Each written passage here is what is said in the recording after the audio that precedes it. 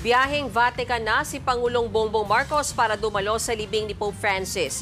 Tuloy-tuloy ang dating ng mga Katoliko sa ikalawang araw ng public viewing sa St. Peter's Basilica. At live mula sa Vatican, nasa frontline ng balitang yan si Jovi Francisco. Jovi, kamusta ngayon ang sitwasyon dyan? Mayaan ngayong hapon, matindi yung sikat ng araw, pero kanina, mga bandang tanghali, ay umuulan dito sa Roma. Kaya naman tinignan natin kung may mababago ba sa dami ng tao na pupunta rito sa St. Peter's Basilica or sa square. Parang walang iwanan, walang alisan sa pila, kahit umulan or umaraw man. Na itong ilan sa mga naobserbahan natin ngayong maghapon. Parang walang katapusan ang pila sa St. Peter's Square sa Vatican para sa public viewing sa labi ni Pope Francis. Ayon sa Italian Police, umabot sa 25,000 ang bilang ng mga nagpunta sa unang araw ng visitation. May mga naabutan tayong Pinoy sa pila para masulyapan sa huling pagkakataon ang Santo Papa. Malungkot kasi ama natin siya. Malaking dagok din, kawalan, pero tatanggapin natin ang kaloob ng Diyos. Sobrang lungkot po, nakakabigla. Hindi mo akalain dahil nag-last appearance pa siya. Yung pala, nahihirapan na siya nun.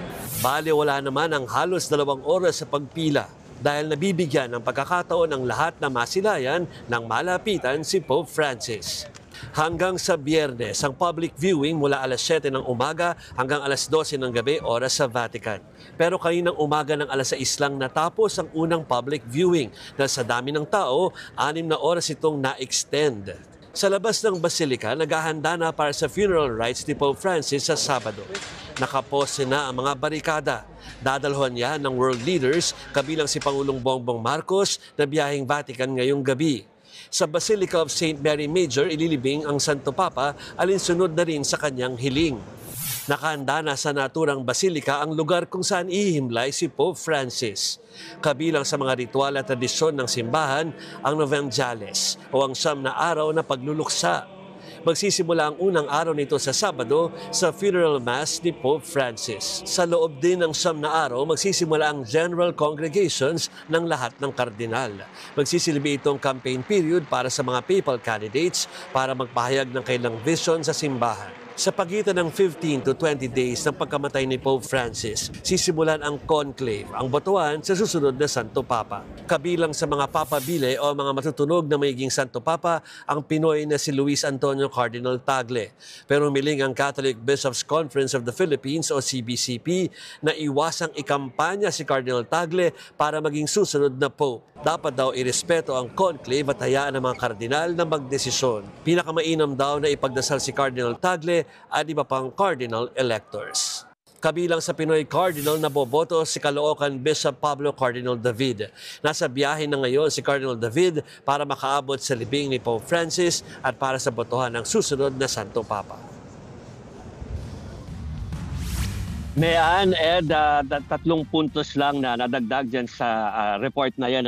First, si Cardinal Advincula ay papalipad na rin or siya ay nasa biyahe na rin papunta rito sa Vatican. At ang ikalawa naman na punto na idadagdag natin dyan ay kagabi ay sinabi ko sa mga unang mga programa natin na ang sinasabi ng Italian Police ay nasa 25,000 yung pumila kahapon bago mag alas 12 dito sa St. Peter's Square para makita yung mga labi ni Pope Francis. Pero naglabas na ng bagong mga numero ang Italian Police. Pero ngayon ay doon sa buong 24 hours, meaning yung 12 noon kahapon hanggang mag alas 12 rin kanina ay nasa 50,000 na ang naitala na pumipila para makapasok doon sa papal altar.